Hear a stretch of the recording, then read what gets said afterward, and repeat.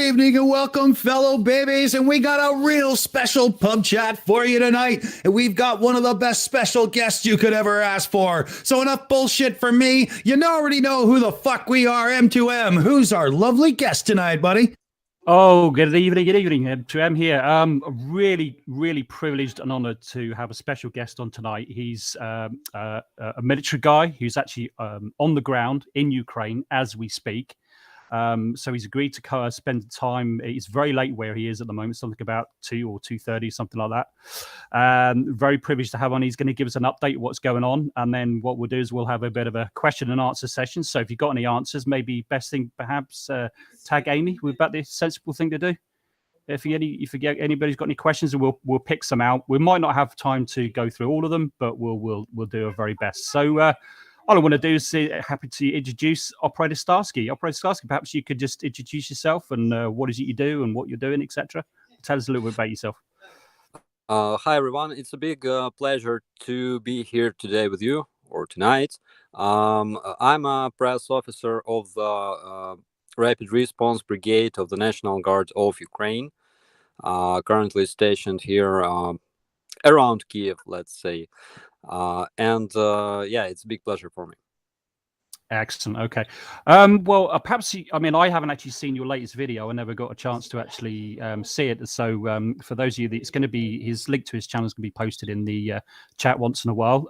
So if you haven't seen it already, go check it out, subscribe, and you get some updates. At the moment, he's trying to do as many as he can, updates daily, what's going on the ground. So maybe you can give us a little update of what's been happening. I mean, there's been a lot been happening just recently with since the Russians have pulled out of the Kiev area and various horrible things that are found. Perhaps you could just update the audience what's been going on there. Yeah, sure. So currently we are removing mines in the area north from Kiev.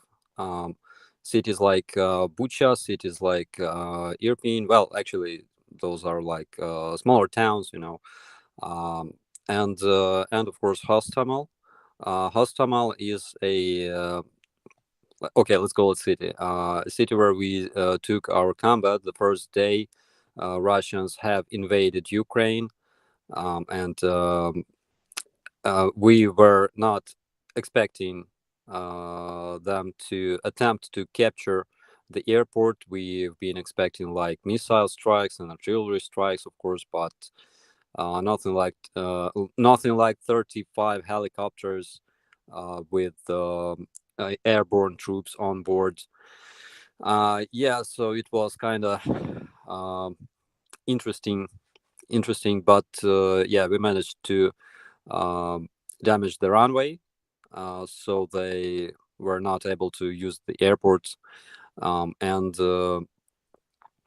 we have returned back like just a while ago.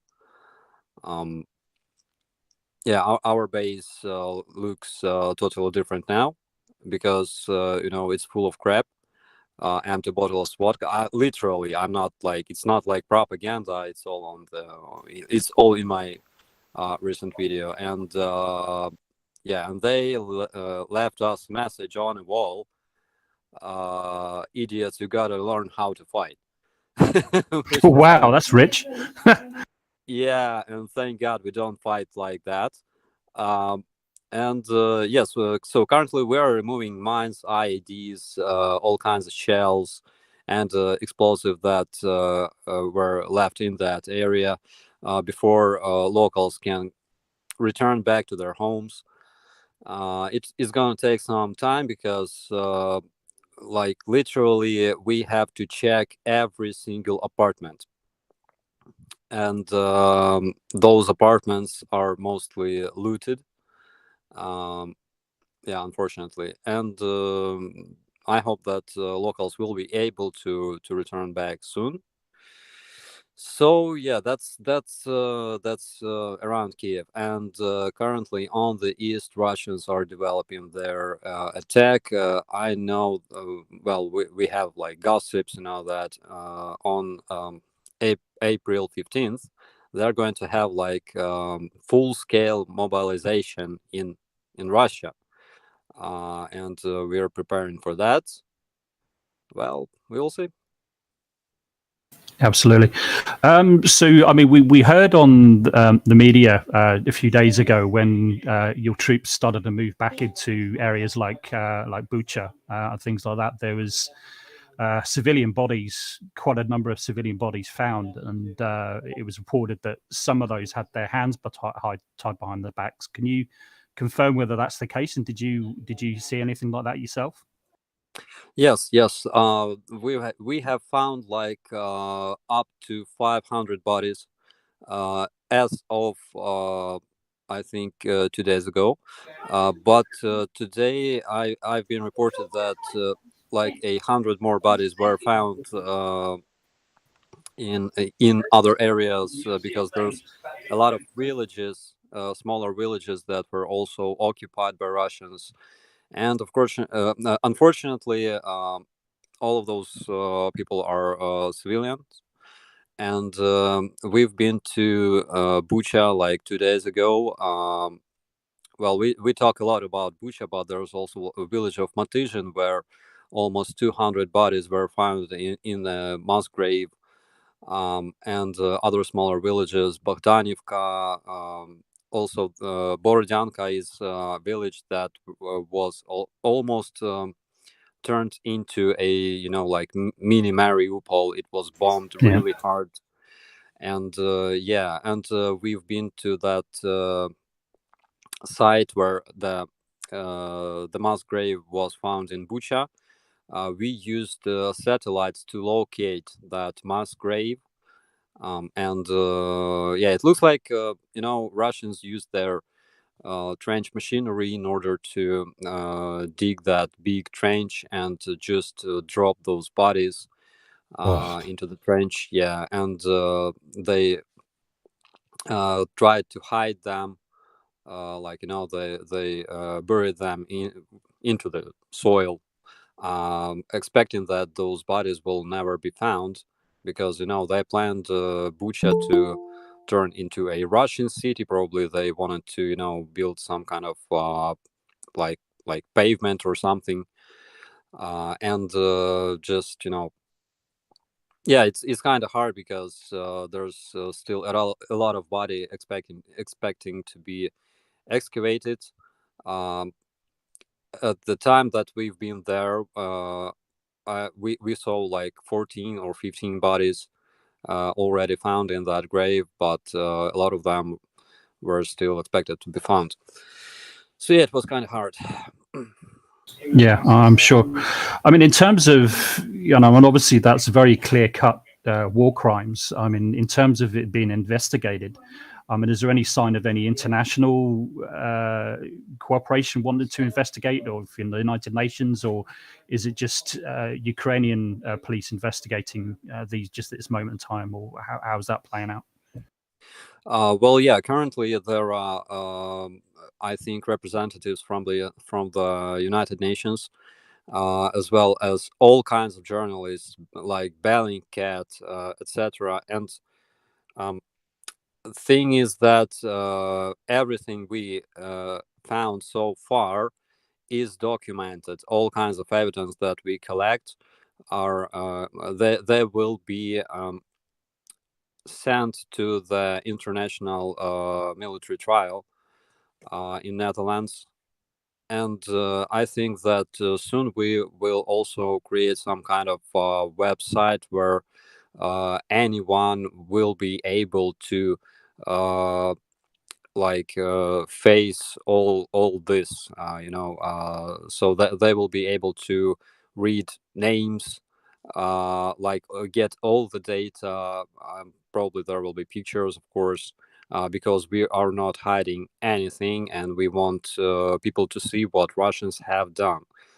Because still, Russians attempt to use their main weapon, which is propaganda, and they say things like, I saw that bag moving, or they claim those bodies are actors or mannequins or stuff like that, which is so ignorant and stupid, because we have like satellite images of those bodies on the streets for like weeks, and and I think that all this information will be available to general public in the future.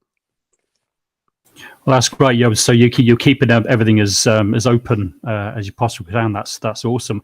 I mean, have you seen any example of might be happening, or what kind of propaganda is on Russian television at the moment? How are they sort of portraying what's going on? Have you seen anything like that at all?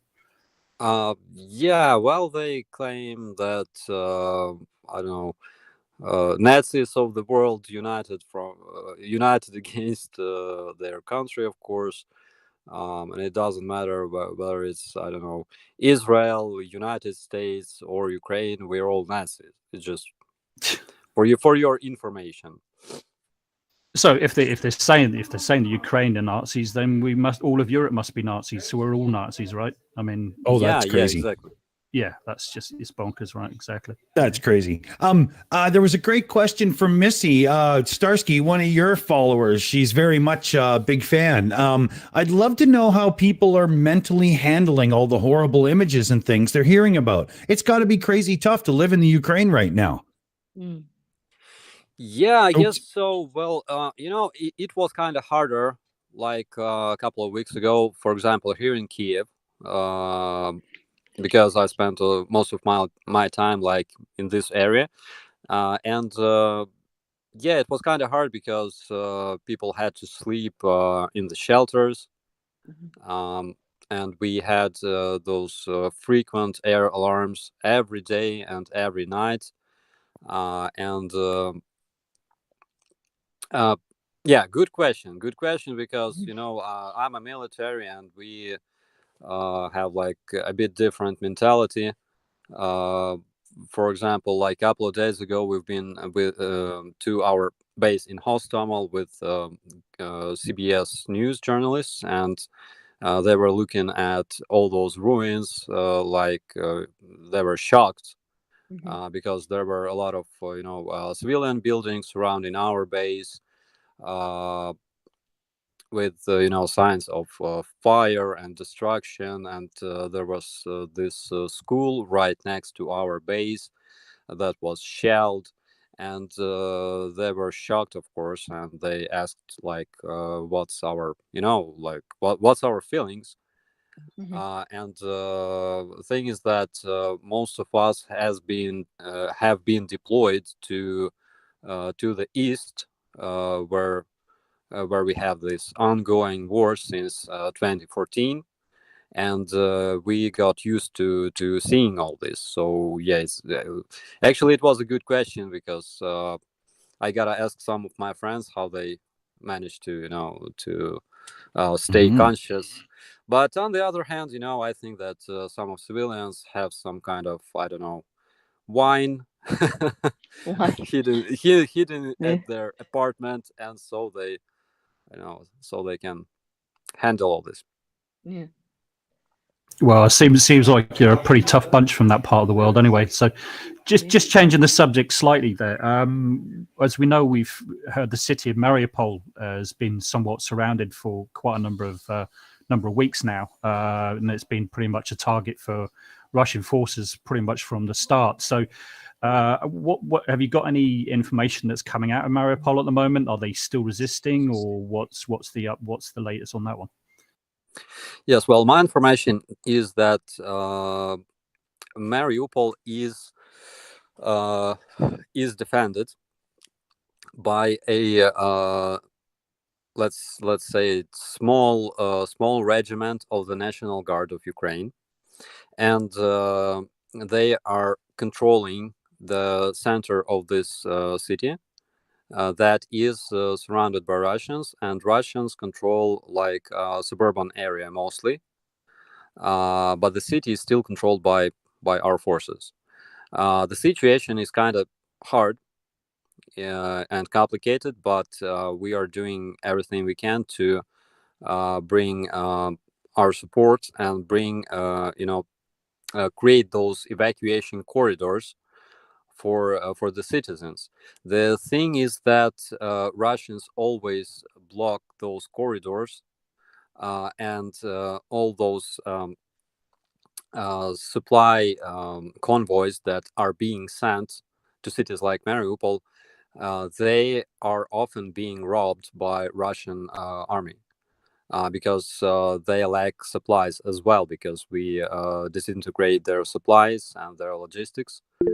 So frequently they are robbing those convoys with food, with water that are prepared for the locals. Gotcha. Yeah, great. I think we've got Aaron, who's on the panel here, who's like to ask you a question as well. Go ahead, Aaron.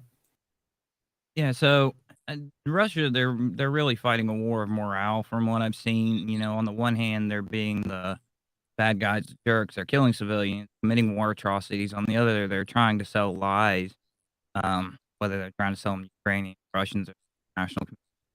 Do you see what kind of effect do you see that having on civilians, the communities that are being hit, areas? Aaron, I didn't hear your question, unfortunately. Can you repeat it, please? You're breaking up a little bit there, Aaron, as well. Yeah, can you speak maybe a little bit louder? You're a bit quiet as well. Sorry, I was just saying that they're kind of fighting. Russia seems to be trying to fight a war of morale. They're committing war atrocities on one hand. On the other hand, they're trying to sell lies, whether they be to Russia, Ukraine, or the international community. I was just wondering, what kind of effect do you see that having on the civilians in the areas you've been in? How's that changing their attitude, and what are their reactions? Oh, yeah. What I see is that people are resisting. Thing is that before this invasion started, Russians were convinced that Ukrainian people are suffering from Nazi regime of Jewish Ukrainian President Zelensky. And they were convinced that as soon as they arrive to Ukraine, they will be, I don't know, welcomed with, I don't know, apple pies and flowers. And as soon as they arrived, they started dying, obviously. So something went wrong. And people were resisting so much, for example, in Kherson, we have Kherson is a city that has been occupied for like a couple of weeks already, and people are having peaceful protests against Russians like every day. And Russians even attempted to bring like supplies, like convoy with food for civilians, to make a picture for Russian media, but civilians refused to take it from the invaders. And well, in my eyes, those people are heroes, actually. So people are resisting in some areas. There's still a lot of pro-Russian supporters, because once again, Ukraine has been like parts of Ukraine have been occupied by Russians since 2014, and a lot of people from like areas like Donbass moved to the controlled territory. And those people were potentially, well, because they have a lot of friends or family on the occupied territory, and they receive money from both governments, Russia and Ukraine. And some of them prefer to live on the controlled territory of Ukraine, because it's like a civilization, so they can use all kinds of I don't know, benefits. So they now they are in the uncontrolled territory, those people, and they kind of take the side of Russian invaders. But that's just minority. In other cities, that's like cities in Donbass region mostly. But in other cities, Ukrainians are protesting, and there's a lot of cases of guerrilla warfare. For example, near Mykolaiv, our partisans were able to capture 2 full batteries of artillery, Russian artillery. In the night, they killed all of the guards and captured like 2 full batteries of D-30 cannons that are now being used against Russians. And interesting fact is that, for example, in Russian media, they claim that they have destroyed like 2,000, almost 2,000 Ukrainian tanks, which is 3 times more than we have. Like than we actually had before this invasion. So our tank crews, they used to joke every time that they have been dead for 3 times already. And another interesting thing is that we don't lose vehicles. I mean the numbers, because the number of our vehicles and tanks actually increases. Because we capture a lot of vehicles and tanks that were abandoned by Russians. Nice. And Starsky, wouldn't it be safe to say that the operation of said vehicles would be almost instantaneous for Ukraine army members to just jump in and run it? Some of those tanks are empty. In terms of fuel. Because a lot of Russians, they don't want to fight. They simply, they get rid of fuel and they go away. I know cases when some units arrive to Ukraine, they burn down some of the tanks. They make a video of that. They send it to their command and say, "We are fucked. Let's take us home." Wow. So we have to provide those vehicles with some kind of maintenance, of course, and we use them against Russians successfully. Unfortunately, we're running out of airplanes, and we cannot increase their number fast. But we still substitute those airplanes with UAVs pretty much successfully. We use Turkish Bayraktars a lot, and we are able to buy a lot of them, of course. Well, Starsky, there's one other question that I think comes off of that really well. It's from Martin H in the chat, and he says, can we ask Operator Starsky what he thinks about the role that the West is or isn't playing in helping Ukraine at the moment? It's huge. And everyone in Ukraine actually is so grateful to citizens of the world for their help. As for political help, we receive all kind of support from, let's say, the whole world, which is amazing. And nobody expected that.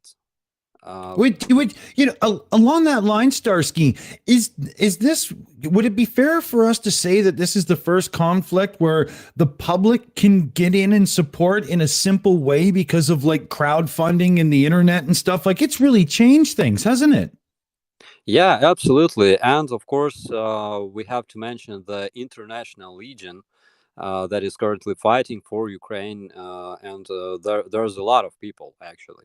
Thing is that I've been asked a lot of times, like how can people join this International Legion, and I have to answer that currently it's possible, but it's difficult because we have too many recruits from all over the world, and we have battalion like national battalions.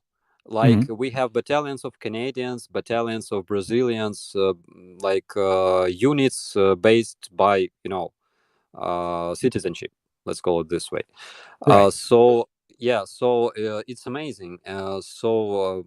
On my behalf, I just want to thank the world for supporting Ukraine, because it's very important for us, not only in practical terms, like on the battlefield, but also in psychologically, because we feel that we are being supported, and this is our biggest motivation for sure.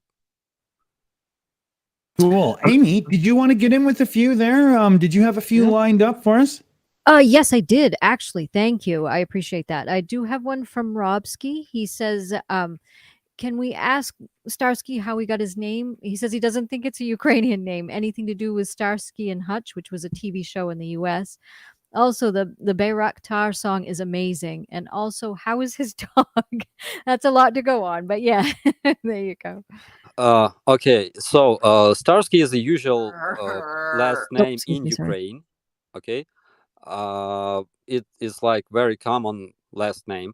But the thing is that it's also my call sign because I have this call sign like for a while. We have a lot of call signs for different situations, and yeah, and as for Starsky and Hutch, I have a dog called Fudge. Yeah, so I hope I hope that counts. Starsky and Hutch, beautiful. I love it. That goes well. On the question of the international regiments that have come in to help. Now, please don't take this as the wrong way.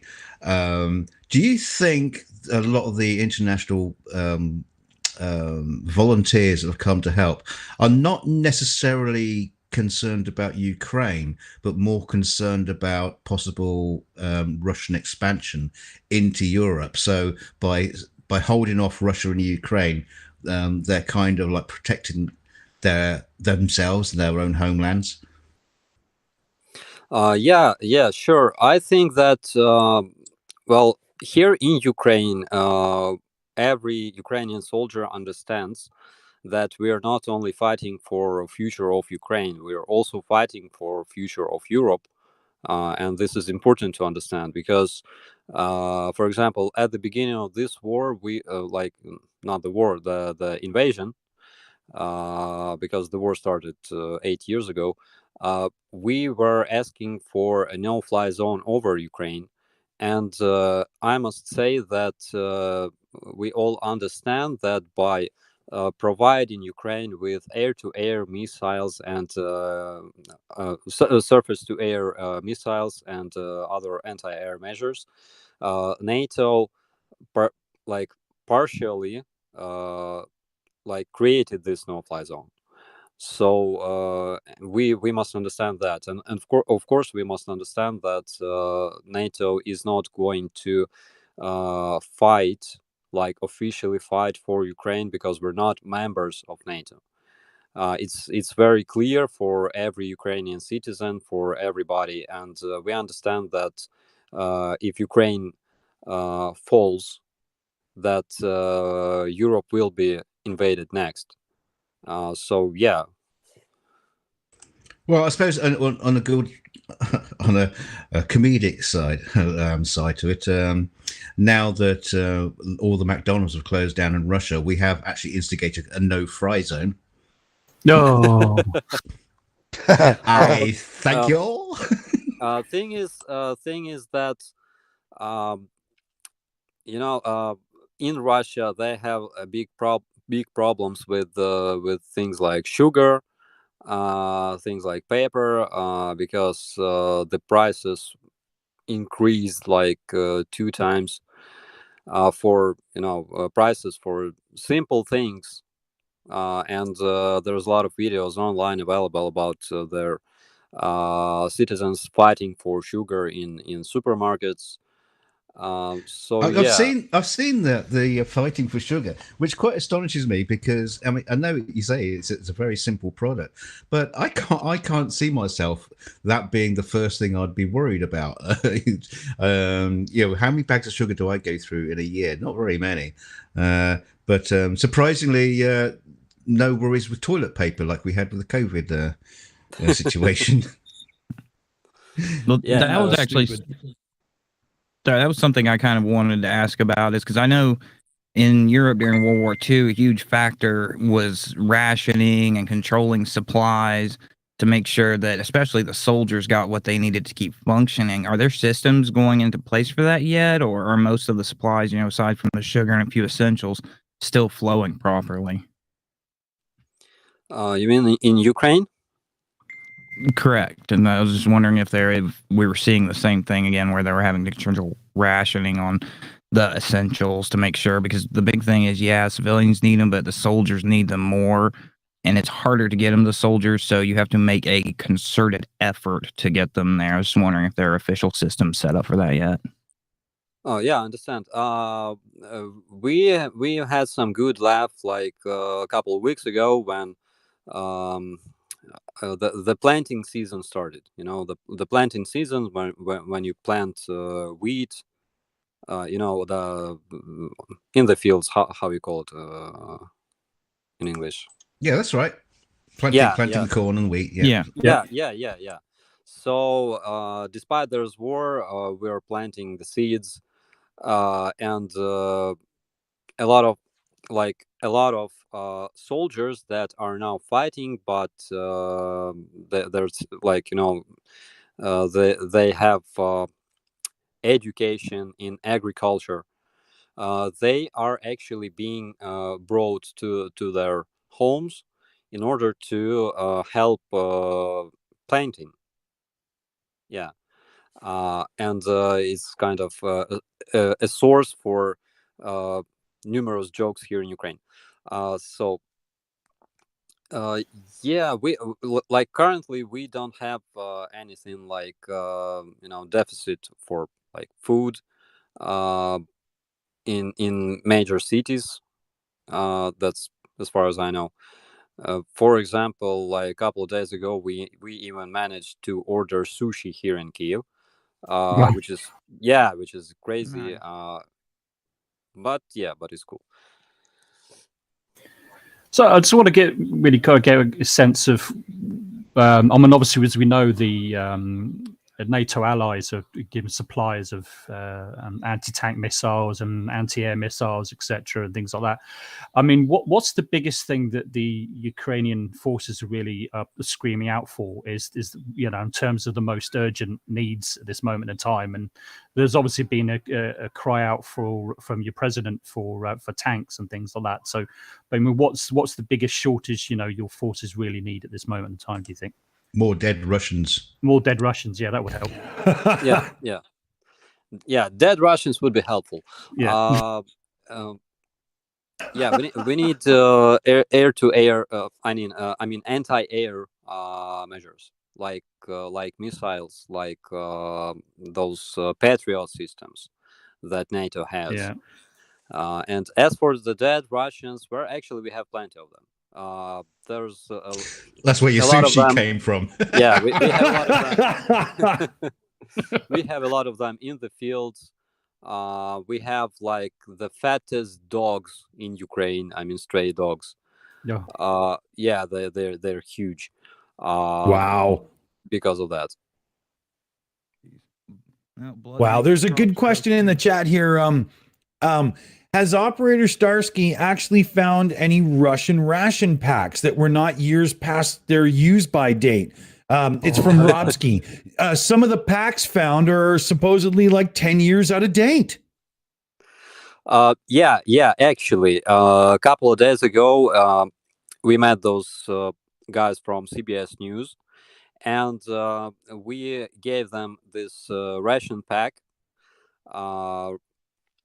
Well, funny thing was that on this ration pack, there was expiration date, and it was something like 2023, something like that. But when you open this pack and get some kind of canned food, you know, the expiration date on this canned food ran off like 1 month ago. Yeah, eh? Yeah. Jeez. So yeah, and those CBS guys, they were shocked because a lot of that food actually it's really bad in this terms. Wow. I mean, you think feeding the troops would be somewhat integral to getting anything done, but to be honest, I'm surprised that Russian ration packs even have dates. Therefore, they don't have to answer for anything. Just fucking feed it to them, you know? Yeah. Well, in the old phrase, the old adage, you know, the army marches on their stomach. Yeah, that's what I was trying to get to. Good call, thanks. That's been true throughout history. Napoleon ran into the same problems. Hitler ran into the same problems. It kind of leads on to the question that I was going to ask as well. Is about the morale of Russian troops. I mean, we've seen a number of, well, at least I have some YouTube videos from their various sources of Russian prisoners. Really talking about how low in morale they are and things like that. Have you experienced or spoken to any Russian prisoners, or do you also get a sense of what their morale is like that have been captured, or are they actually telling the truth, or are they just scared to they just want to tell, say what you want them to say, to say sort of thing? What do you think is going on in terms of their morale, do you think? In terms of their morale, well, I think that because they have been lied to a lot, that Russia is not going to invade Ukraine, that Russia is not going to use conscripts and stuff like that, and also we must understand that Russia invaded in winter, and winters are really, really cold in Ukraine, in the night especially. And also, they only had their food for their troops planned for some specific period of time, which was like 10 days maybe, because they expected that they were going to capture Ukraine, like full Ukraine, in just like 3 to 5 days. And the whole operation is supposed to take like 2 weeks, like at max. That's ridiculous. So, especially like using only 150,000 troops. It was like crazy. But anyways, so their morale was really, really low, and I think at the 10th day or around that time, 10th day of invasion, Russians were commanded to supply themselves, which basically gave them carte blanche, to rob civilians and stuff like that. So yeah, well, it was a tough time for them. I receive a lot of questions, for example, like why soldiers in Ukraine, and me especially, have clean uniforms and we look as if we are, I don't know, actors. It's because we live in Kiev. This is like practically our home. We have a lot of showers because it's important to stay healthy, and while Russians have to stay in those trenches, they have to burn their fuel in order to heat themselves, and they have nothing like shower or medical treatment or anything like that. So yeah, that's the biggest difference, because we are fighting in our home. Yeah, absolutely. And I guess that's where the motivation is from I suppose a lot of Ukrainian forces, especially the civilian defense forces. This is our home. We're a sovereign nation. I think most of us would be feeling much the same if an outside invader invaded my country and put my family at risk. We would be willing to to fight and put ourselves at risk. And Matt, you'd be jumping in the home guard straight away. Absolutely. Yeah. Yeah, that is true, because I think that killing a lot of civilians, like by killing a lot of civilians, they attempted to scare us, but this only makes us angrier, and it motivates us to fight further. So it's impossible to scare Ukrainian with things like that, because we have gone through revolution of dignity, where we only used like blunt weapons to fight people armed with automatic rifles, and Ukrainians are not scared with things like that. Those things only make us angrier and motivate us. Well, it's interesting you talk about motivation, because the Russians who invaded must have had very, very confused motivations of why they were there. And And essentially that's why, you know, they're also a little bit confused about what to do. That's what it seems. Yeah, exactly. They had no idea what they were doing. Oh, we've lost you there, Stas. Are you still there? Especially those conscripts. I know that in some cases. You sure. just faded out a little bit there. Yeah. Hello? We can hear you now. Oh, okay.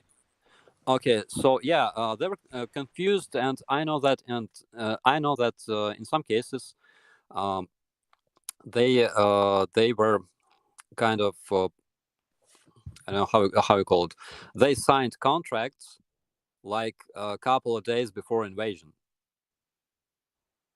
according to their documents. I find it a little bit ironic that under, you know, the Soviet regime in Ukraine, it made life significantly harder, and just learning to live with that made Ukrainians a hell of a lot stronger to really bad situations. So Russia kind of sowed their own doom with this. They help make a people that are just not going to lay down for their BS. Yeah, exactly. We've got another question from Martin H in the chat. You said, does Starsky have any sympathy at all for the Russian conscripts who've been turned into cannon fodder by Putin? It's like, well, to me, they're like, you know, kids who got lost because it wasn't their choice to come to Ukraine. So it's not like I hate them. I hate Russian pilots because they know exactly what they're doing. Yeah. For example, in Mariupol, they bombed a shelter, and near this shelter, on the asphalt, people made huge letters saying "children" to inform pilots not to bomb this area, and those pilots specifically bombed shelters. So I hate pilots, and I hope that those pilots captured in Ukraine will spend all of their time in prison without seeing their relatives, their friends. That this is what they deserve for killing people. Yeah, because there has been a number. Yeah, there has been a number that's been captured, haven't they?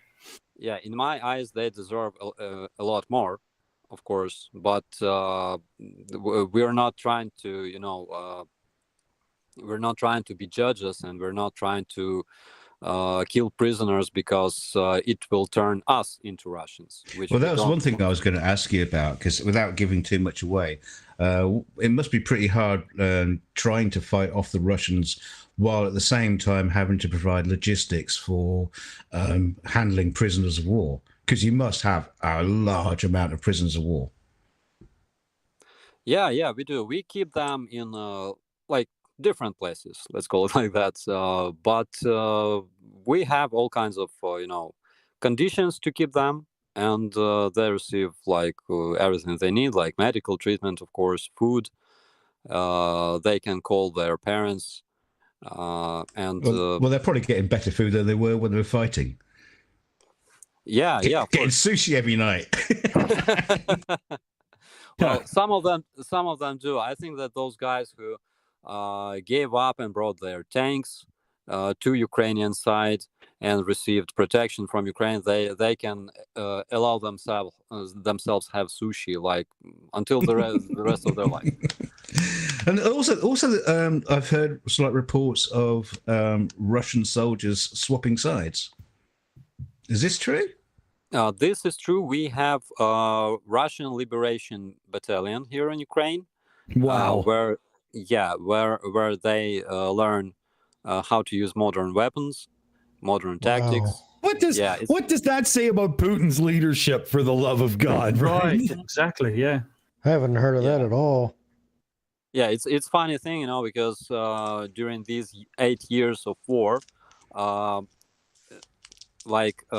service members from NATO trained Ukrainian army, and now we are training that Russian Liberation Battalion. I mean, that must take a huge level of trust in doing that.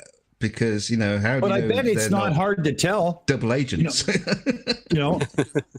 But Aimee, should we give a grub muffin to Mr. Tiger Rider there for the fact that he's got his own people fighting against him? Yes. Yes, I think we should. Let's have a grubby dance.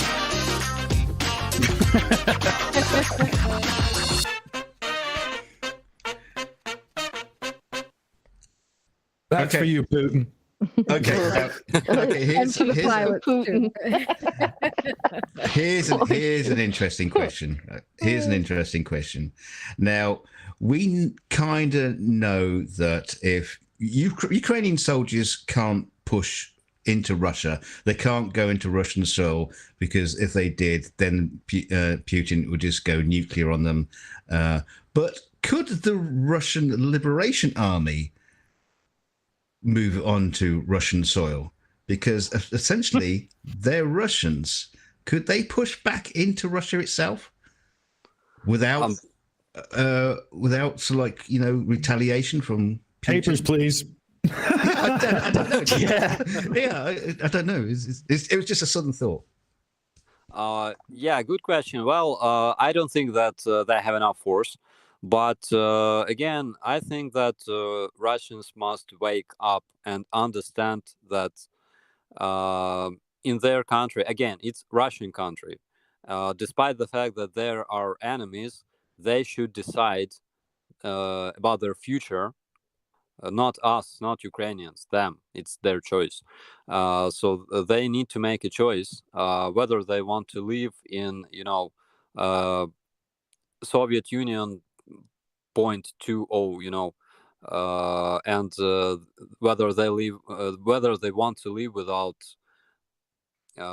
nice food, without social media, without things like that, and in the international isolation, or whether they want to be a modern nation, So we expect that they will make a correct choice, which will be correct not only for Russians, but also for the whole world.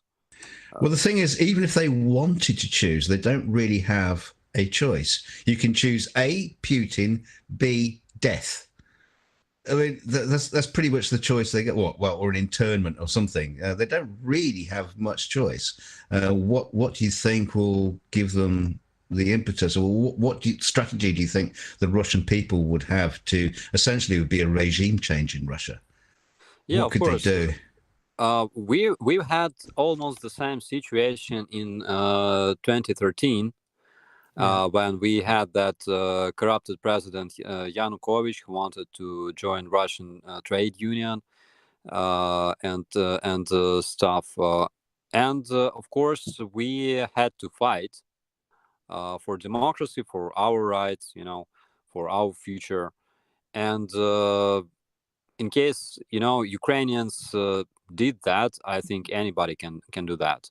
Because we made our choice. We decided that we are with Europe and we are looking westwards. The thing is that in after the fall of USSR, Ukrainians traveled around the world a lot, and we were looking what the best things that we can take from other countries and implement in Ukraine to make our lives better.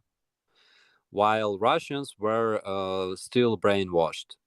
And I think that they should make a choice for their future. And they shouldn't allow anybody to make a choice instead of them. I would like to see that. I would like to see the Russian people, just become human. Because there's some great people there. I've got nothing against the majority of Russian people. They're lovely, but for fuck's sake, Jesus Christ, the politics is fucking insane. Yeah. Starsky, do you think, we know that there's going to be a new offensive, a complete sort of strategic change in terms of the invasion from Russia. So they're looking towards the eastern part of Ukraine, like Donbass. Do you think you're going to be facing very different kind of forces? Because it sounds like, at least this is what seems like there's going to be like an all-out assault. Do you think it's going to be very different rather than the kind of low morale conscripts that we've been seeing so far? Do you think they might be meeting a very much tougher force? Do you think, or what's your opinion on that? Well, supply chains are going to be different for a start. Yeah, absolutely. Well, we will see. As one of our spokesmen said here in Ukraine, Russians have some pretty well-trained units, but the thing is that they don't have them anymore. Yeah. Because during those first days of the invasion, we managed to eliminate like 80% of their elite. And for example, a Marine brigade from Vladivostok has been eliminated in Ukraine. And Wow. and you can imagine where Vladivostok is situated. It's like, I don't know, 10 kilometers to Canada, right? And they spent like 2 weeks trying to get to Ukraine via railway, maybe, and they died. I think they have lost about 600 men dead, killed in action, and it was kind of tough for them. So we have eliminated their elite. As for example, in Hostomel also, those airborne troops that landed in Hostomel that we were fighting with, they were eliminated completely because that very evening our airborne brigade arrived to Hostomel and they killed everybody. So that elite unit simply disappeared, right? So we will be facing a lot of I'd say untrained enemies. Right. Of course, they have a lot of artillery. Of course, they still have their aviation. They have lost a bunch of experienced pilots, but still they have a lot of aviation, and they have a lot of their like weapons. So as well as missiles and things like that. So it's not gonna be an easy fight. No fight is easy when you lose people, but I think that we are prepared for that. Well, the other thing you'll be facing is, like you said earlier, a lot of people in that region are pro-Russian. So it's not quite the same as you fighting them off from Kiev, because they're all anti-Russian. That's going to be difficult as well, isn't it? You're right. A lot of people in that area are confused. For example, in 2015, we've been to a small town called Krasnohorivka. It's like 1 kilometer away from Russian positions, and I remember that there was like a house, it had 9 or 10 floors, and I remember that this house took approximately 12 shells from a tank shooting from Donetsk.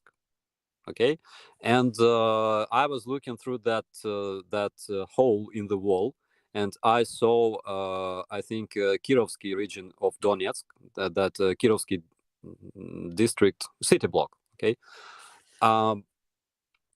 And one of the locals approached us, and he said, "Look at that! Those were missiles delivered by NATO." We were like, "What are you talking about?" He's like, "Those were NATO missiles." You know, and we were like, "Can you see Donetsk through this wall, man? Through this hole in the wall?" And he's like, yeah, but I know that those missiles turn around like 180 degrees and go back into our positions.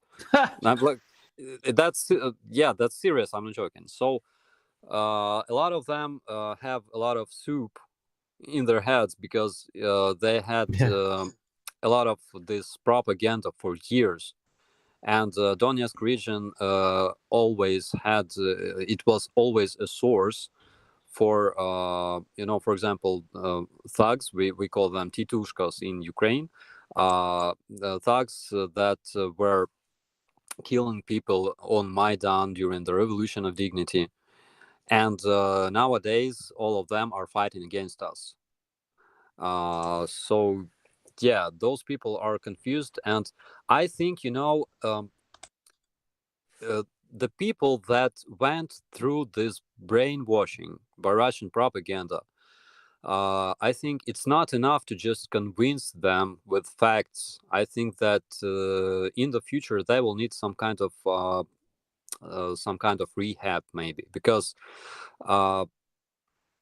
thing is that, for example, in those occupied territories of Donbass, during these 8 years, children were born and they went to school, to first grade, to second grade, and they don't even know the sound of Ukrainian language because they were raised by pro-Russians and Russians, which is again it's a huge problem for us, in terms of future, so we should develop some kind of way to to work with those people, to make them understand that Ukraine is their motherland, not some artificial republic like DPR or LPR, so-called.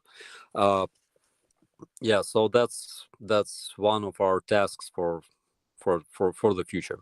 That sounds like a tougher fight. Yeah. Absolutely.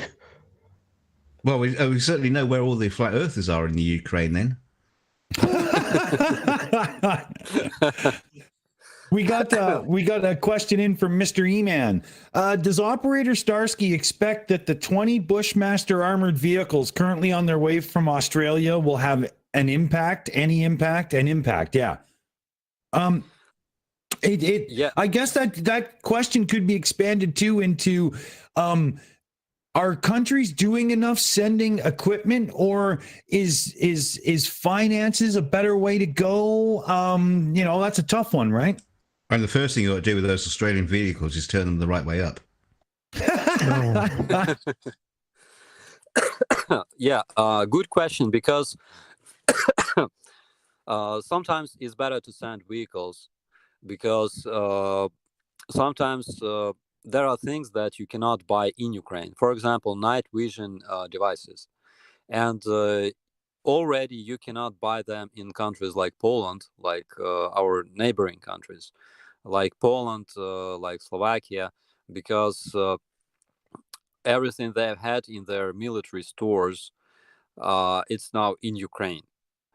So sometimes when they send us funds, like finances to buy stuff like that, we simply cannot use those money. So it's better, I think, to find gear, UAVs, and all kinds of equipment in European countries, and send them to Ukraine, to those funds that work for Ukrainian units. And vehicles, of course, because transportation is very important here on Ukrainian war. On the other hand, there are things that we can buy, like food for our civilians, our refugees, warm clothes, and stuff like that. Well, here's another interesting thought. It's something I've been thinking about recently.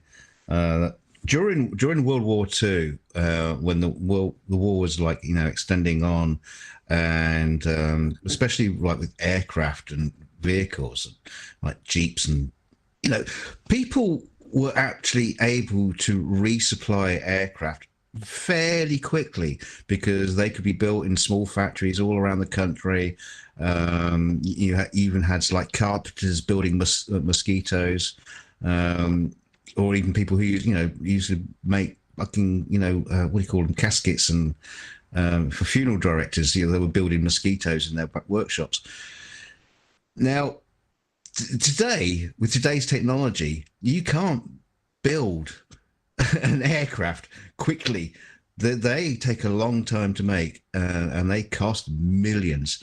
In a protracted war situation, there's just no way you could keep up with supply and demand of that kind of technology, surely. I think the Baraka is probably one of the few instances where it's a fairly simple device that can be built quickly. But it just seems to me that technology is fantastic in a war, but it's also its own downfall. Yeah, of course. I think it's kind of hard to build a MiG-29 in a garage. Yeah. But yeah, you're right. Well, in this war, thing is that Russians made a bet on tanks, and we made our bet on UAVs, because UAVs are more modern weapon. Let's call it this way.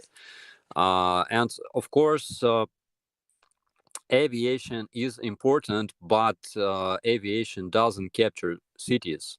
In order to capture like some kind of territory, you have to have infantry that will actually capture this territory and make trenches and things like that. So we made a bet on UAVs that will destroy their supplies, kill their commanders, and kill a lot of their like ammunition supplies, and of course kill their personnel. Yeah. Yeah, Again, and, that dead Russians thing. Good thing. I've also seen a lot of use of like domestic drones, just used for spotting, and that's kind of like incredible, really. Just off the shelf drones, and send them up, and because they're kind of like disposable, they cost nothing in military terms. Yes.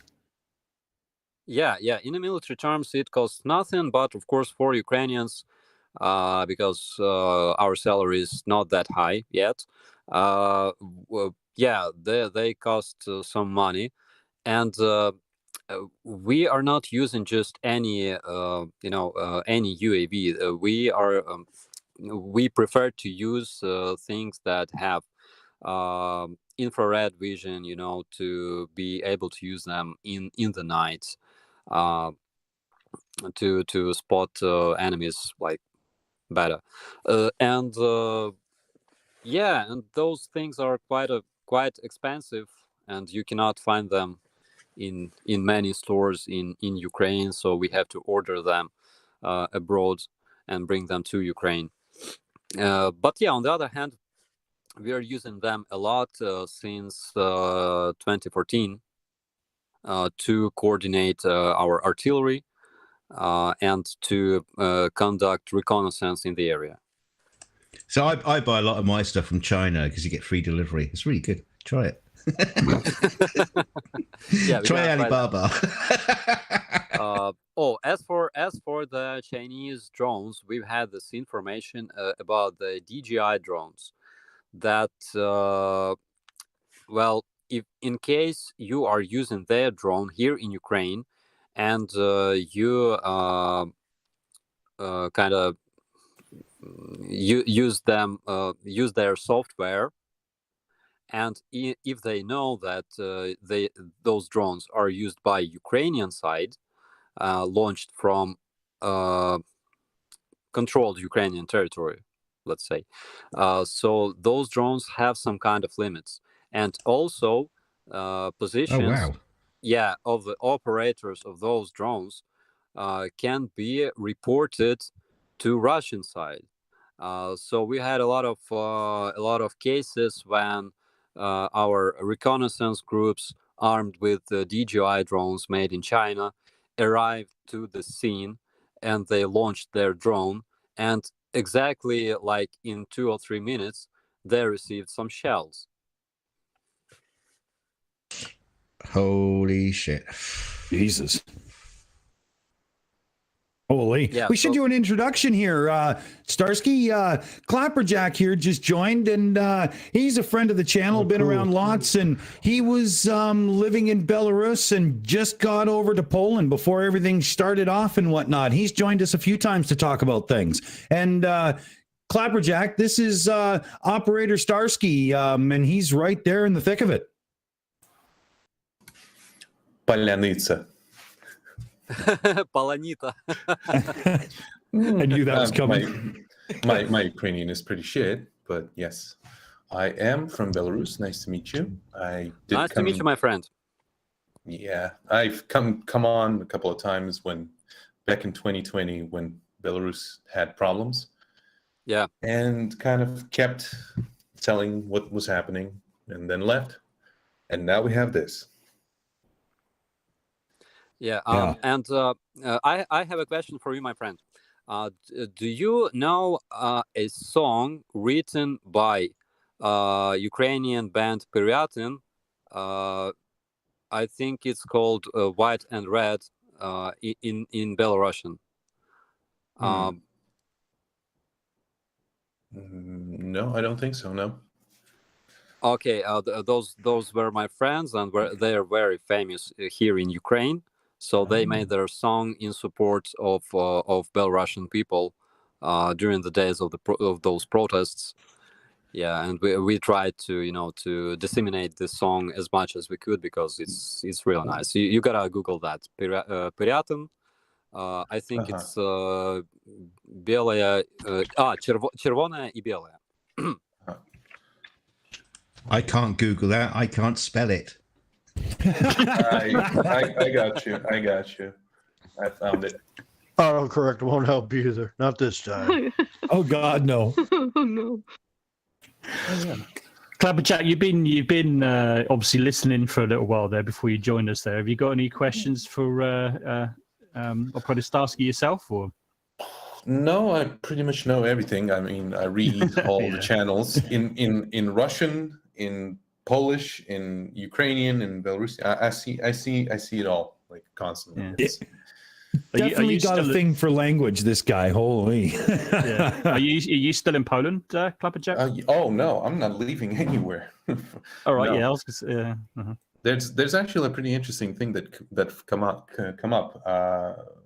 Our sort of leader, I guess, that in exile, she proposed to the Polish government to make like temporary residence thing for Belarusians as a because we're stuck here and we can't go back and we have like no documents like that would allow us to live here for extended periods of time. So that might happen soon, I guess. move to Ukraine when all the Russians are dead. Move to Ukraine. There you go. Oh, definitely. Yeah. The thing is that here in Ukraine, in this international legion, we have a battalion of people from Belarus fighting for Ukraine. And there's this guy.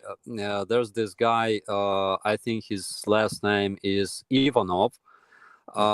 He's on YouTube actually. He's very popular because he has those mustache. And yes, all our girls, all the girls in Ukraine literally have a crush on him because, he looks like, I don't know, a lumberjack or something. Yeah. That's true. He's also pretty funny. Yeah. Well, it's nice that at least some people are participating. Because like I thought my country is gone like completely. That's it. No people out there to actually do anything. But it turns out I was wrong. Yeah, and they're fighting pretty efficiently, I must say. We are happy to have them here in Ukraine fighting for us, and of course we will never forget their support and their help. So, who do you think is going to win the Eurovision Song Contest this year? Well, not Russia. Russia aren't allowed. I think Ukraine's going to win it hands down. They just have to come on, go. And that'll be it. It'll be Russia would use performance-enhancing drug. Well, speaking of which, I want to I want to post a question to you both there. So I'm a big Formula One auto racing fan. No spoilers or anything. I haven't watched Free Practice 2 yet. Just don't do it. But Nikita Mazepin, and you guys know that last name, I'm pretty sure, right? And you know how close he is. Mazepin's tied to Putin and whatnot. Nikita, the sponsorship for his drive with the Formula One Haas team had to be canceled because of the whole invasion and whatnot. And he's a paid driver. He didn't earn the seat. He's there because there's like 30 million behind his name. And so they cut him loose. They just said, "Oh, you're not driving for us anymore, then screw you." And he's crying cancel culture, for God's sakes. He's the most richest little bastard fuck, and he's crying cancel. Fuck you. Go back to a yacht or something. Drove me crazy to even hear it. But there is something to be said about, athletes that came out of Russia. Should they be banned in athletic competition just because they're from Russia? That's a tough question, right? Because your average athlete, they're just a person playing sport. Who cares? But in international competition and things like Formula One and so on and so forth, you got so much sponsorship money behind people. And when that sponsorship dries up, you got nothing. Right. Yeah, they were having problems and issues with the Winter Paralympics, and they were going to allow Russia athletes to participate, but then they had a lot of pressure put against it, and so they decided against Russian participants. Because some of them are dickheads, and they were like turning up with Zeds on their shirt and shit like that. And you think, it was all getting a bit shitty, really. So when you look at it got nothing against the athletes themselves, but the politics that they drag with it. That's always been the same. They had the same with the Berlin Olympics in 1936. That it wasn't just athletes. There was a fuckload of propaganda and politics going on behind it. And you still have that in the modern day, unfortunately. The alternative, because that's the thing, you got to do something to help drive Russia out of there. Best thing is to turn the civilians. You compare the alternative, you can keep killing, keep fighting, or you can put economic and political and just general pressure on them in the media to try and stir their civilians up enough till they start saying, "No, we're done, pull out." Or people can keep dying. So I definitely fall on the side of banning athletes, banning celebrities, put economic pressure. Nobody wants Russians to starve, but it's better than continuing to shed blood on both sides. That's where I land on any issue related to that. To be honest, I agree on that, definitely. And I'm not a politician, thank God. But I agree on that. We have to ban them internationally so they could realize that maybe, just maybe, they have to change something. Surely the people of Russia, are starting to ask questions as to why are we getting so many sanctions internationally. And as to why, so really there must be waking up by now. Yeah, but the ones that ask the questions are the ones getting arrested. Well, yeah, that's the problem. I know there's been thousands have been arrested from protests in Russia. Have you seen like the protesters who stand there with a blank card and they still get fucking arrested? Yeah, exactly. Yeah, but it makes me wonder as to how effective their propaganda is. And as to what kind of impact it really is happening on the majority. Because don't forget, Russia's a bloody big country with a massive population. So, how much of an impact is it happening? I wonder, I don't know. You see, guys, Russians must realize, especially those protesting Russians, that there's no easy way to fight dictatorship. Like from Ukrainian perspective, there's no easy way to fight dictatorship. Right. And for example, I've had to spend like a year, since February 2014, like almost a year in Poland, recovering from my wounds that I received in the times of revolution and dignity. And those weren't, bad wounds. Like, for example, a lot of my friends lost their eyes. Right. Yeah, and there's no easy way, to just go outside and I don't know, change that regime just like that. You have to do something. You have to sacrifice something, and if you don't do that, nothing will change. They don't want to speak up because their lives are comfortable and they don't want to interrupt that. But what they don't realize is that, yeah, while it's happening to Ukraine and others right now, eventually, that corruption escalates and it starts blowing back on them. And then by that point, it's 100 times harder to do anything about it. I mean, they need to get out there and start combating it early. See, the thing is about Russia, like you said, it's a dictatorship. So really, it needs a complete regime change, not just a leadership change, a complete regime change. And that's going to be an incredibly tough thing to do, as we've just sort of touched on. I mean, you could push Putin out, but who's going to replace him? So unless you get something completely different, then you're just going to get more. We're just going to get more of the same. Who knows down the future? Who's going to be next after Ukraine? If they haven't been successful in Ukraine, okay, let's try somewhere else. It's kind of sad when you pine for Gorbachev. Well, he was no saint either. To be honest. No, he wasn't. But still, yeah. Thing is that they also need to change their mentality a lot, because a lot of people in Europe they blame Putin for everything. Thing is that all those Russian pilots killing civilians here in Ukraine, as well as those war criminals, they had a different last name. It wasn't Putin.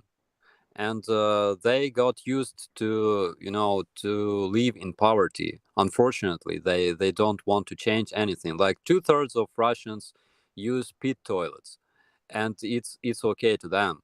They don't want to change anything like that. They need to change their mentality, because I don't know. In case you want to thrive, to progress, you have to change a lot of things. And here in Ukraine, we realize that. Yeah, absolutely. Yeah, can't argue with that. Press Starsky, I'm quite conscious. I mean, this has gone a lot longer than I predicted it would be. I thought it might be quite short. I'm quite conscious that you it's very late where you are. You need your rest. Are you okay to carry on? I mean, please say so. I mean, we won't be offended if you need to. If you feel we need to leave. No, I'm fine. Okay, good. That's good. Cool. He's got a late night sushi order coming in. Oh gosh. Awesome.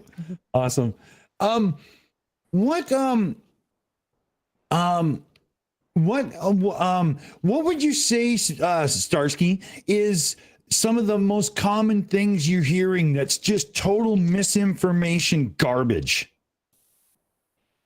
You mean question. like coming from Russians? Yeah. It's Nazi shit. Like literally, they blame everybody to be Nazi. And if you are against Russia, and no matter which country you are coming from, you are Nazi, because Nazi in their mind is their main enemy that brought them a lot of bad things, in the past. Do you know anything about Russian peace? Not really. Oh, I will tell you a lot about it. So Russians have this ideology of Russian peace, so-called. The thing is that the word peace, which is mir in Russian language, maybe Russian world would be a bit more. Yes, it means two things. It means peace and it means world. So when they say Russian mir, yes, Ruski mir, this can mean two things, like Russian way of peace all over the world, or the world belonging to Russia, Russian world. Right. And this ideology has a lot of things like, like this supreme Russian nation. I'm not kidding. You can ask Jack. This supreme Russian nation that must include Belarus, Ukraine, and all other countries that were occupied by USSR. No, Maybe it a doesn't little matter. bit more. Yeah, Alaska. it doesn't matter whether we want it or not. We must be with Russia because Russia wants this, because they are supreme, and Russia calls us, like Belarusians and Ukrainians, their younger brothers. Yeah, it's pretty condescending shit. Yeah, because they are supreme, So this shit is actually Nazism, like pure Nazism, created by Russians. They have this orthodox shit, like they claim that Russian nation is orthodox, despite the fact that all kinds of Kadyrovians and other people that have different religion fight for Russia. People like in Kalmykia, Buryatia, and stuff like that, they have their own religion. Real far east. Yeah. And it's kind of very. This ideology is based on plenty of lies. But the main idea is this great Russian empire of Russian people, and their main enemy is, of course, Nazi, because the only victory Russians are proud of is this victory they gained in World War II, again, which wouldn't be it wouldn't be possible without huge help from the West, without huge support from Belarusians, from Ukrainians, because we have lost millions of our people, both in Belarus and Ukraine, in order to defeat Nazi Germans. So their main idea is that whole Nazi world, including states like Israel, like United States, have been united against this great Russian nation, this Russian world, and they are fighting for this Russian world. They have this saying, Jack, maybe you will help to translate it. Нам нужен мир, желательно весь. We would like the world, preferably the whole thing. Yeah. We would like to have mir. Peace world, meaning like the duality of the world, of the word. Yes. So has this kind of mentality been the same For pretty quite a much while. since the Russian Red Revolution? Is it, or was it to go back even further than that? Do you think? Good I don't question. know anything about the history of that region at all. Well, during the times of the Tsar and Catherine II, I don't think so. But more in the Soviet era, the communist stuff, because this is more communist stuff. I think it's more coming from there. Probably, when communists took control, that's when this whole thing started. This kind of understanding of the thing, worldview. Right. So this is something really that is actually sort of come about purely from political ideology. This is where this sort of Russian mentality comes of that. Everybody else is subhuman, so to speak, or near enough. It's kind of more of it's an interesting psychological thing. They started with this whole thing where everybody's against them, the Soviet Union, and everybody who's outside. It's kind of like North Korea, when everybody's outside is the enemy and we're the only good guys, right? Right. And they use that to kind of stay afloat in political sort of kind of hierarchy of more of government way of controlling the people inside of this country while they're impoverished, right? While their system is fucked. And it kind of went down this slippery slope of mind fucking, right? To a point where they lost control, and now we have what we have. Right. Sorry, guys, one sec. I got to get Aimee in. We had a donation come through. Yes, please. We had a great one from Missy for $25 for being awesome enough to get Starsky on and for having a channel where it's okay to laugh without offending feelings. Thank you so much, Missy. I appreciate that. Thank you. Thank you, Missy. And thanks for getting it. Yes, thank and you. if I haven't hurt your feelings, I'm not trying hard enough. This is true. Love it. Good. No, but what Starsky said, that thing is true. Like the whole Russian world. It's just that I never actually mentioned it because but it's true. They do. There is a thing like that. They do say about it a lot, and nobody paid attention until now. And now it's too late. Yeah. I'm impressed that global community simply doesn't know about it. I think that I should make another video like dedicated to this Russian world because it's very important. It's very important to understand because this ideology is literally another type of Nazism. Right. Exactly. Well, he had those really, really chilling words from Putin where he'd rather see no world than a world without Russia. Mm-hmm. Yeah. Well, it seems a lot like... Oh, sorry. Go ahead, Claire. No, that was a very chilling statement. I remember that statement, and it stopped me in my tracks. Yeah, especially coming from somebody who commands such a massive nuclear arsenal. That is quite a scary thing. He'd prefer to see the whole world destroyed if Russia can't have its own way, essentially. Well, the interesting thing about the nuclear arsenal is it seems that like so many years of corruption in the Russian military have left their military vehicles wanting. Could the same be said for their nuclear deterrent? Well, I say deterrent. It's not really deterrent, is it? It's just a threat. Could it all be shit and non-functional? Yeah, it's actually something I thought about quite a while. It's possible. It's possible because, for example, their missile used here against Ukrainians, about 50 to 60% of those missiles don't hit their targets because they were produced like in 80s, in 70s, maybe earlier. And their most expensive missiles are already spent, or already wasted, let's call it this way. And what they're left with are old Soviet-made missiles, like those .U. There's this missile. It's a pretty nasty thing, but they don't always hit their targets, and they are easy to shoot down using a Stinger.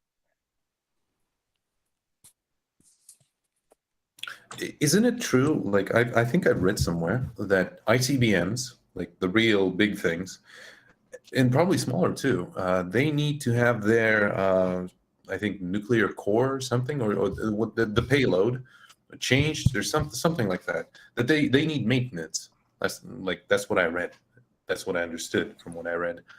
And if that's true, they probably haven't done any at all. No, that money's been siphoned off somewhere else, no doubt, by some other general.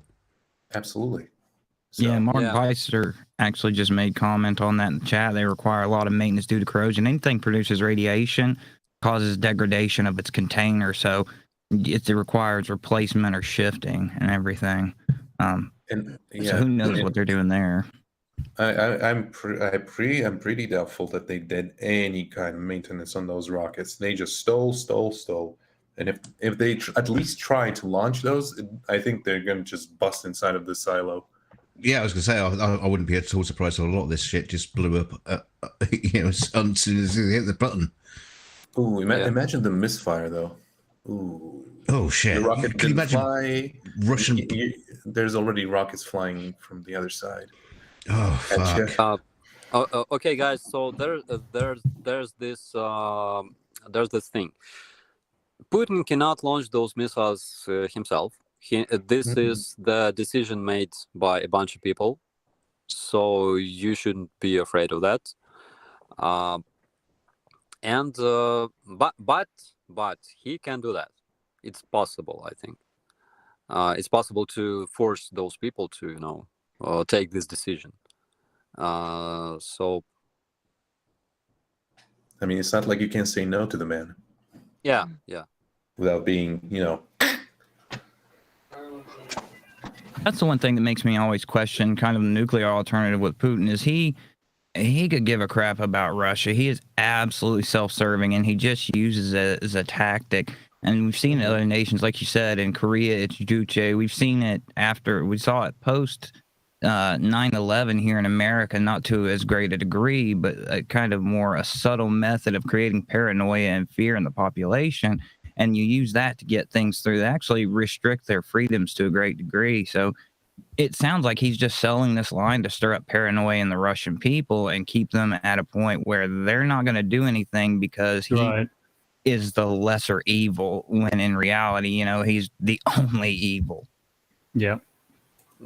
And I must mention that we were impressed that all of those bodies that were just laying around like scattered in Hostomel near the airport, Russian soldiers, they were buried in a mass grave as well in Hostomel. I think on the third day after the invasion, our POWs that were captured by Russians, they told us that we have changed them recently. They told us that they saw about 80 bodies just dumped into a trench and buried there. So it's like crazy. He doesn't care about his soldiers at all. We were so impressed to just realize that we have a train. We've had a train in Lysychansk waiting for Russians to allow us to bring their bodies. It was a huge train, like a fridge train, full of Russian bodies that were gathered here in Ukraine. And we asked Russians a couple times that they should allow us to bring those bodies to Russia. But their own bodies. Wow, Jesus. Yeah, but they refused because, first of all, there's thousands of them. So they simply were afraid that this information will become public, because they still claim that they have like a couple of thousands dead, Well, why don't you build a huge trebuchet and fling them back over the border? Have them. Don't give them a choice. Drop them like bombs. Yeah. Could I just change this subject slightly, because I'm quite keen to get this question in from Robsky again. He's one of your fans. He said, can Starsky tell us more about the Russian drone that they captured? Apparently you showed it a few days ago, and you're going to have a look inside. And also, have you got any thoughts on the new US Switchblade kamikaze drone? Because I understand they've already been used, haven't they? Or have I got that wrong? Well, I've heard that Ukrainian operators are being trained in the US, and I don't know how. Unfortunately, I don't have much information about it, but we are expecting some nice videos soon. And as for that drone, that Orlan that we have found, unfortunately today I wasn't able to make this video because I've had some business, but I will try to do that as soon as possible, because I know that you guys are expecting to see what's inside, and inside are parts that were made outside of Russia. The thing is that, for example, Russian tanks have optics and infrared devices that were made in France, for example, as far as I know. And because of sanctions, Russians cannot reproduce those tanks. They cannot repair them, and for example, every cannon, like every cannon that has a barrel, needs to change that barrel after as much as 500 shots. But they cannot do that without technologies and spare parts that were brought from abroad. So that's another benefit of sanctions. For us. As for the drone, it's full of parts made in Taiwan, in China. There are cameras, you will see them later, cameras made in China as well. Actually, they are not of a really good quality, those cameras, those optics on this particular drone. So I'll try to make a video as soon as possible. Unfortunately, tomorrow again I'm heading into a different direction, but I will try to do that tomorrow. Well, they've been selling this the whole time as an ideological war, liberation, even though they're just somehow absorbing these areas they're supposedly liberating. But it's an economic war, and they're not going to place heavy economic investment into it. If it's a losing situation monetarily, they're not going to do it. So, they're just going to keep screwing themselves because they're not going to spend so much on it that it puts a pinch on the main country, and then Russians start rebelling against them. So they're hurting themselves in the end. I think they're their own worst enemy. Yeah, that's why it's so important for Putin to win this war, because if he does, Ukraine will stop existing, and it will turn into a colony of Russia. Let's call it this way. And it's so important for him because after it's possible, after he does that, he will start, improving his relations with the West, for example, because countries like Poland, countries like Germany, I think they will consider having improved relations with Russia that has just destroyed Ukrainian army, right? And of course, Putin is not happy with those sanctions. We all understand that.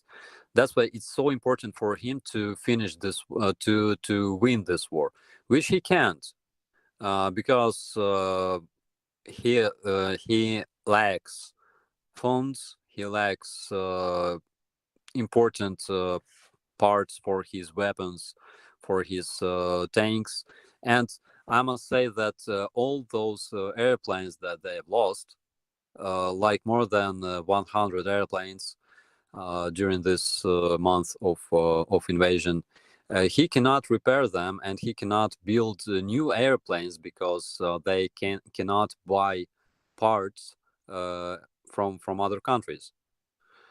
And in my opinion, it's just Yeah. No. That's why I tend to doubt. That's the thing. I tend to be a naysayer on the nuclear option for him.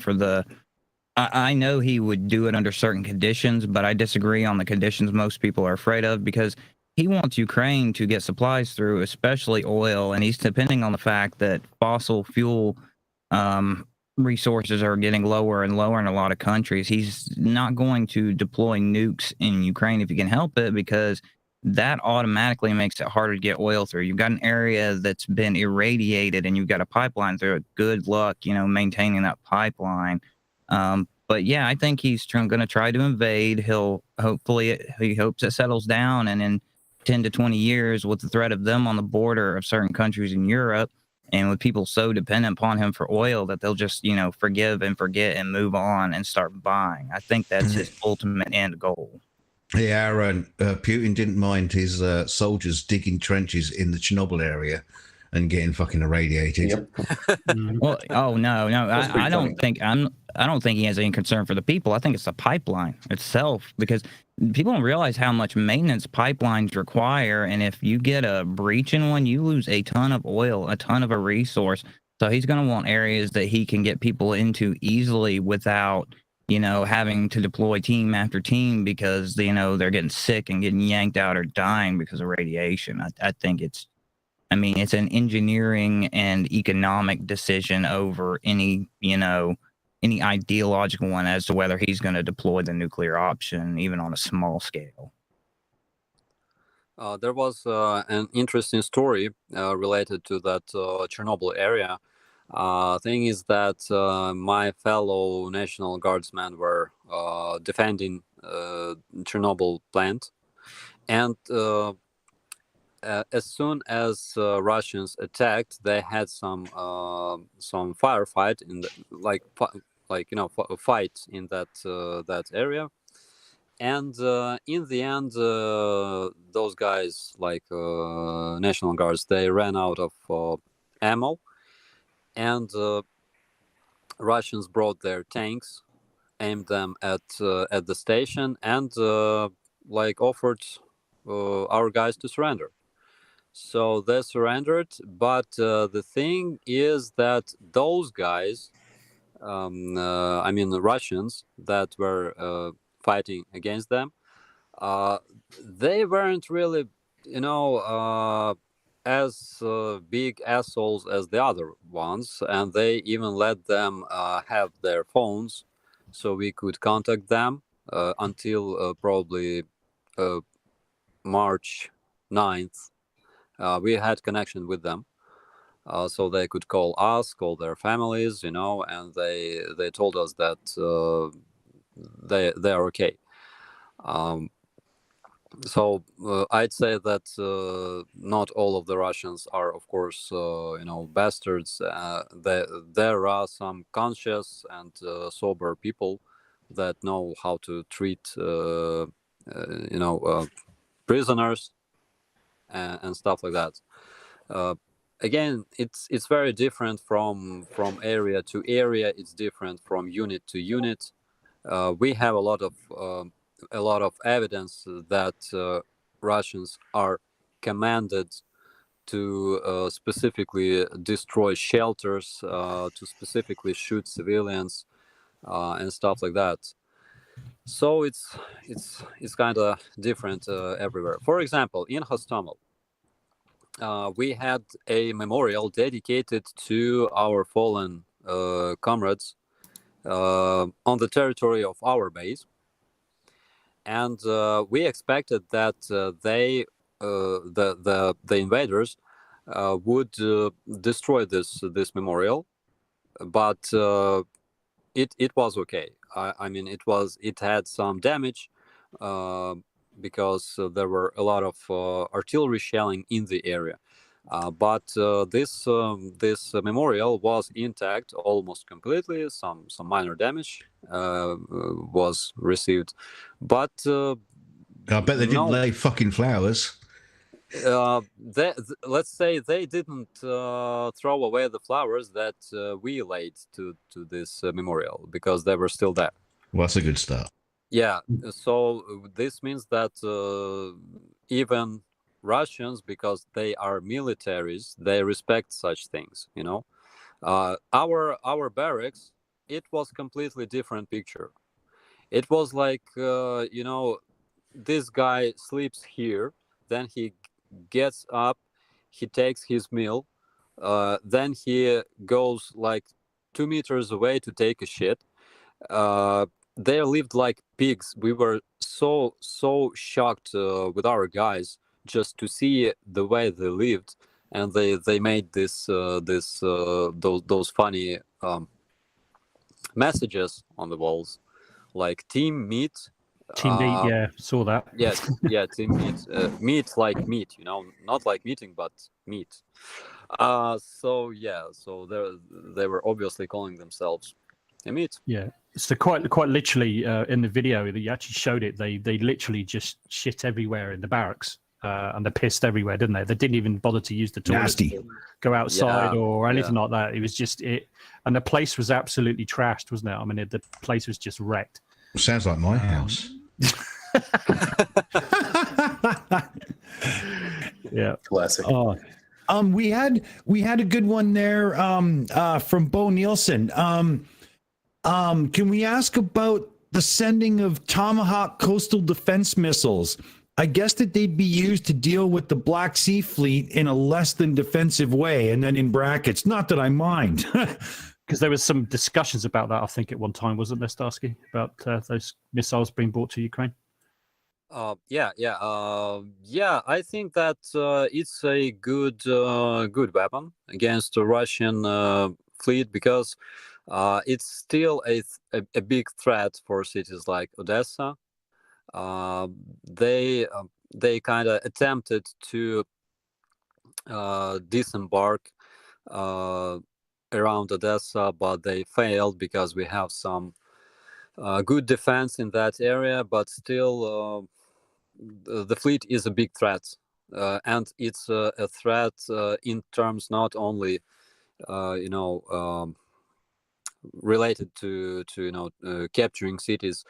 They have a lot of missile carrying vessels, and they use those vessels to fire missiles at Ukrainian cities, and we gotta deal with those vessels somehow. I remember this funny story about this ship in Berdansk that Russian propagandists decided to make a video about this Russian vessel, loading APCs and tanks and stuff before departing towards Odessa. And the funniest thing was that exactly that day, they published this video, and in a while, in just a couple of hours, for some reason, this ship exploded. Something like something hit it, So we were very grateful to Russian journalists. And all the other ships were steaming away as quickly as they could. Yeah, that was beautiful. And I think the mainstream media were reporting that it was hit by Ukrainians, but it sounds like it wasn't at all. It was a fuck up. Nobody knows. As well as in the case of the Belgorod attack, those helicopters shooting missiles. I was just going to ask you about that. Yeah. Here in Ukraine, we used to call it the unrecognized third party. Oh, yeah. I heard you saying that. I heard you saying that in your video once before. I mean, I was going to ask you actually. Is there anything else you could say about that at all since you said that in the video? Can you confirm or deny anything? No, I can't. You can't. Oh, fair enough. That's fine. Well, let's talk plain. Let's talk plain. Are we saying that the Ruskies did it to pretend that? I don't know. It didn't really make any sense. We know what you mean. The choppers. He can't. Yeah. He can't really get a comment on it. No, that's fair enough. But do. All right, I'm gonna shut up.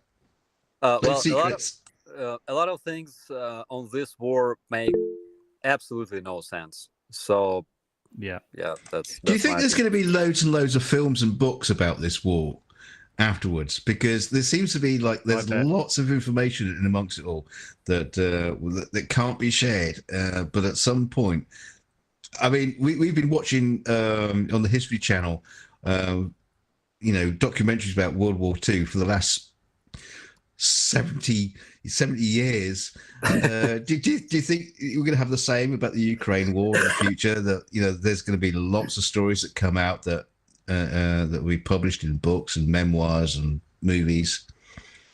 Oh yeah, I'm sure that happens after the war is finished, and I'm sure that there will be first-person shooters from Ubisoft.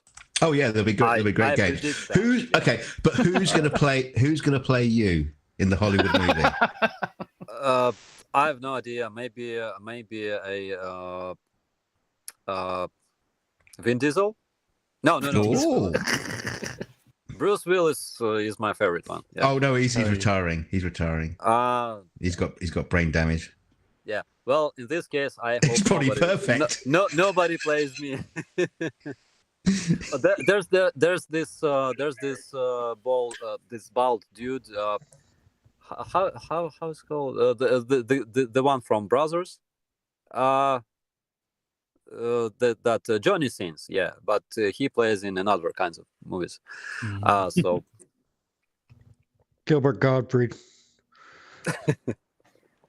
Okay, so Pee Wee Herman. actually, I was going to say we kind of need to start wraps. We're coming down to the end of the hour, so I was going to run it down and figured normally we give the end spot to Dick, but I figured we go ahead and give it to our guest to give any last thoughts. So let's go ahead and I'll run it down alphabetically, and we'll start with Charlie Welch. Well, I was very pedestrian for that one. That was just a sit back and listen kind of thing, but I really enjoyed it and appreciate the guests for coming on a lot. Maybe I hope he comes back again. Definitely, that'd definitely be nice. It's always fun and definitely informative to hear somebody from over there who's actually involved in it. And then let's see, Claire S. Bear. Any parting thoughts? Yes, like Charlie, I sat back and listened because the conversation was very interesting, and it was nice to hear the perspective of our guest and what is actually going on there. And I really look forward to you doing the video you speak of on Russian peace. I think it's an important topic, and I hope you do it and get more of that information out there. And I found it intriguing, and I'd like to hear more. Truly. Well, thank you very much for your time tonight. It was 2 hours. I enjoyed every moment of it. Thank you. Thank you. Yeah, I know I'm gonna run back through the library and watch videos. I think everybody here should probably go ahead and look up your channel right away. And on to DKG Custom. I know you discussed a lot, but what stands out for you tonight? Oh, so many things. I mean, it was just a great conversation. I mean, and I was just so tempted, just so tempted, but I won't. But no, I will. No, I will. I was going, but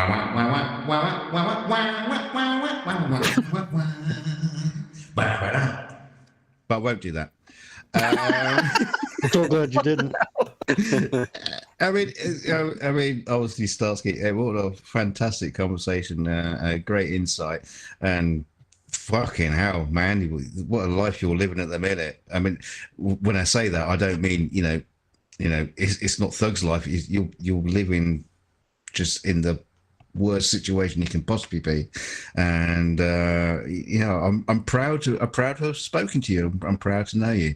And just wow, all I can say. I did actually look up into signing up for the International League of Gentlemen, whatever it was called. And I thought, what the fuck are they going to do with a wheezing old maggot like me? So I didn't bother. But oh, you, me both. yeah, me too. Oh, guys, no, they're retreating too fast. Slow down. Yeah, but no, I can't say anything better. I just can't say anything worthy enough to Starsky whatsoever. What you're doing is fucking amazing, and all your colleagues and all your comrades, just turn them around and give them a big sloppy kiss from me, and they'll understand. They won't thump you. Thank you very much, my friend. Thank you. No, thank you. No, thank you. Okay, and on to our own man on the ground over there is a Clapperjack. Yeah, I've been listening for like a little bit of the stream, and then kind of just jumped in. This is a very good listen, because not a lot of people from Ukraine kind of vocalize this in English and have it out there for people to listen and learn, and it's very important because people like us that can speak English, they're also kind of rare. And can deliver this information too. So I would like to, as a closing, wish Starsky and his men every kind of success, because not only their country's fate is hanging in the balance in this whole thing. And Slava Ukraini. Heroям slava. Thank you very much, my friend. Many hugs from Kiev. Awesome. And then we've got the individual who helped put this together, M2M. Any final thoughts? Oh well, what can I say? I really wasn't expecting Starsky to reply to me, because I thought, well, he's be busy with his updates and his YouTube channel and busy doing what he needs to do with his comrades in arms to defend his country. But tonight went on a lot longer than I thought, which is absolutely fantastic, far beyond what I expected from you, Starsky. So really, really appreciate it. Thank you so much. And I know we're eating into your sort of rest and sleep time, so I hope you can get some more rest before you have to get up and do whatever else you need to do. And really, just to say, I think at least with us, and I think probably the majority of Europeans, you've got our full support, at least our moral support. We'll do what we can. I'm personally trying to put a little bit of pressure on our government, perhaps on our side, to try and get some more support in terms of anti-air support, maybe even a no-fly zone. Who knows? I've sort of got a few other people involved in doing that, and petitions and different things. So I don't know. For what it's worth, it's very little we can do, but we'll do our best. And really, we all just hope. I think nobody really likes war. We want this to come to an end very, very soon. The destruction of death of civilians is horrendous, let alone soldiers and things like that. So, we hope to see an end to this, so you can live. All Ukrainians can live the lives that they want to lead and live an independent and as an independent sovereign nation as they've always been recognized to be. So all I've got to do is just say finally, just Slava Ukraine. Heroям slava. Thank you very much, my friend, and I appreciate it. And thank you for invitation. It's been a real pleasure. Talking to you guys.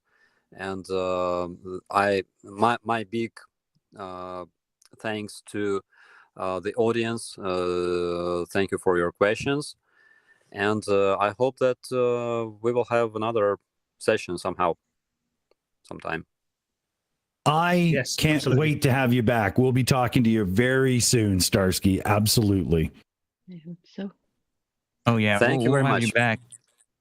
Yeah, we'll have you back anytime you want here. This turned out like we were all looking forward to, and it turned out way better. So thank you for your time and for getting involved. And I guess I'll drop my. Oh, sorry. We got Aimee and Dick to give a final thoughts as well. I was going to drop my own 2 cents in really quickly. All right, okay, and then hand it off over to them. Yeah, you guys, you got put on the world stage, and unfortunately, because of the whole NATO situation, you're not getting the assistance that you should. I mean, that was what triggered everything, was shifting towards the West, and the West hasn't been there for you as much as they should. But everybody used to think Russians were badasses until they set foot in Ukraine, and you guys have shown them that they made a mistake. So just an old soldier's farewell from over here, farewell for now, hopefully, is keep your head up and your dick down and give them hell. They deserve every bit of what you can deal out. Thank you very much, my friend. Yeah. And is Aimee back yet? Yes, I am. Yes. All right. I will hand the duties over to you. You're much better at it than I am. Oh, thank you. Well, thank you so much, Operator Starsky, for coming on. We appreciate it so much, taking time out of your, out of what you are doing to save your country. Thank you so much for coming.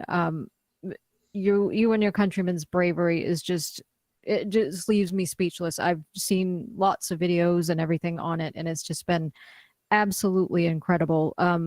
So I want to thank you for that, and wish you well completely, you and your countrymen well, because you're gonna, you deserve it. I mean, you've been amazing. And Slava Ukraini. Heroям slava. Thank you very much, Aimee. Thank you very much. You're very welcome. Thank you. And it was nice meeting you as well. So Yeah, likewise. thank you. All And right. Very Dawson. cool. Yeah. What a fantastic evening. We've done a few of these with Clapperjack as well on the situation, and having yourself on, we're in the green room in the back talking about how we're planning a new midweek news show that'll be coming up and stuff. I mean, that's just kind of what this evening has really spawned. So it's great. Awesome. Absolutely. If you're somebody who can, and, you're in a position where one way or another, you can kind of step in, try to help make a difference in a small way, medium way, big way, whatever it is, you're encouraged to do so. I was going to steal Bob the Science Guy's chat from the live chat as my closing remark, and he fucking shows up to have it for himself. So, Starsky, thanks so much for joining us, and, all your efforts and courage and that of your countrymen. See, I did steal it, Bob, is just, it's so amazing to see, and we can't wait to have you back to chat more. I can't, Slava Ukraini. Heroям Slava, thank you very much. And on that note, we should get Dr. Bob in. I'm sorry so late, buddy, but we can get you in for a quick little hi-bye and whatnot. You are muted and mutes. I'm not sure if you caught that being late in. It always mutes you, right? But take a couple minutes, buddy. Slava Ukraini, my man. Heroям Slava. You have our admiration and support. Absolutely. And I hope those switchblades are helping you a bit. And those are the only comments that I have for the on-air one. I have one for you when you're done. All right. Thank you. What do you say, Matt? You want to take us out tonight, buddy? Yeah, well, what can we say? What a great honor to have him on. It really was. I mean, it's far beyond what I think we all expected. Like I said before, you've got our full support. We'll do what we can. And I think I speak for everybody just to say final word is, of course, Slava Ukraini. Heroям Slava. Slava Thank you very much. Slava Ukraini. Awesome. What do you say, everybody? What a great evening. Let's give a huge thanks to Operator Starsky and get ourselves out of here. Thanks for joining us, buddy. Bye. Bye. Free the Kozia. Good night, everybody. Oh, 1 second here. We got to give Putin one more grubby dance. Fuck you, bitch. Yes, please.